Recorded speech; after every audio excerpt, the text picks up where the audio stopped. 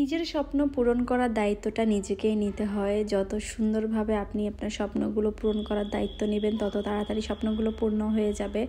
আসসালামু আলাইকুম, কেমন আছেন? আশা করি সবাই খুব ভালো আছেন। আজকে আমাদের বাড়ির একটা ছোট ভিডিও শেয়ার করছি। চলে এসেছি প্রথমে আমাদের মার্কেটের ছাদে। এখানে আসলে না অনেক শান্তি লাগে ভিউটা দেখলে, আর সাথে আমার আব্বুর লাগানো সুন্দর সুন্দর গাছ দেখলে তো আরো বেশি ভালো লাগে।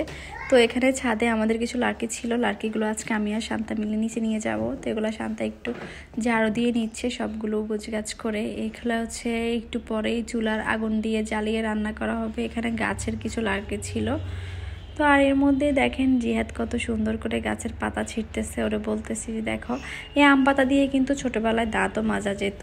এখনও অনেকেই মাজে, যারা মুরব্বীরা থাকে তারা কিন্তু আম পাতা বা বিভিন্ন গাছের পাতা শিকল পাকল দিয়ে হচ্ছে দাঁত ব্রাশ করে। এটা কিন্তু অনেক ভালো দাঁতের জন্য। নর্মালি ব্রাশের থেকে এরকম পাতা গাছের হচ্ছে শিকল বাকল দিয়েই সুন্দর করে দাঁত মাজা যায়। আর এখানে এই যে লার্কিগুলো অর্ধেকটা আমরা বস্তায় দিয়ে নিলাম, বাকিগুলো আস্তে আস্তে নিয়ে নিচ্ছি।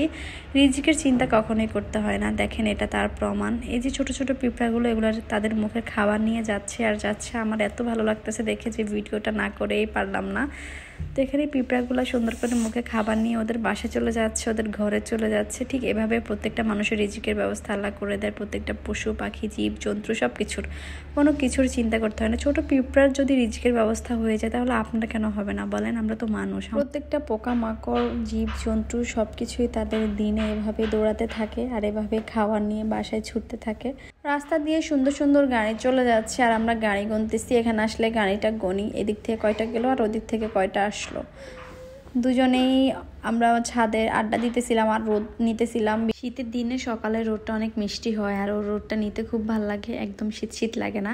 সোয়েটারটা খুলে জাস্ট ছাদে আধা ঘন্টা দাঁড়ালেই হয়ে গেল ভিটামিনের ঘাটতিটা পূর্ণ।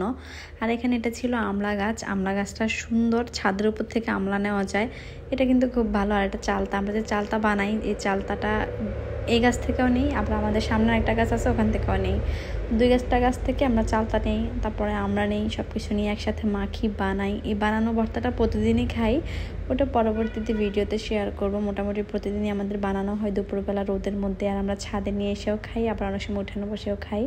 আর এটা হচ্ছে আমাদের গাছের একটা পেঁপে, মাশাল্লাহ গাছে পেঁপে ধরেছে। পেঁপেগুলো এখনও আরেকটু বড় হবে, একদম গাছে পাকবে, তখন অনেক মজা হয়।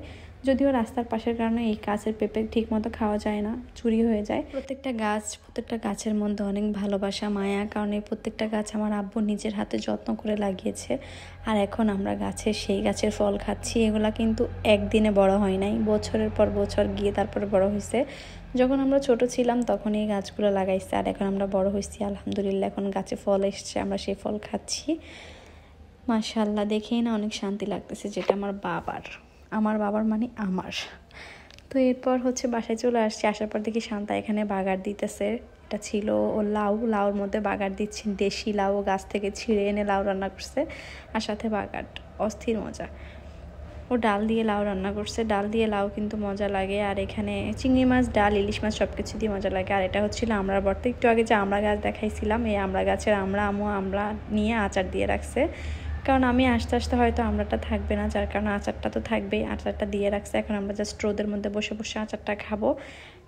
কি যে মজা বলেন! মা থাকাতেই তো এত কিছু রান্না করে রাখছে, এত কিছু রেডি করে রাখছে আমার জন্য, আমি আসলে খাবো এই আশায়।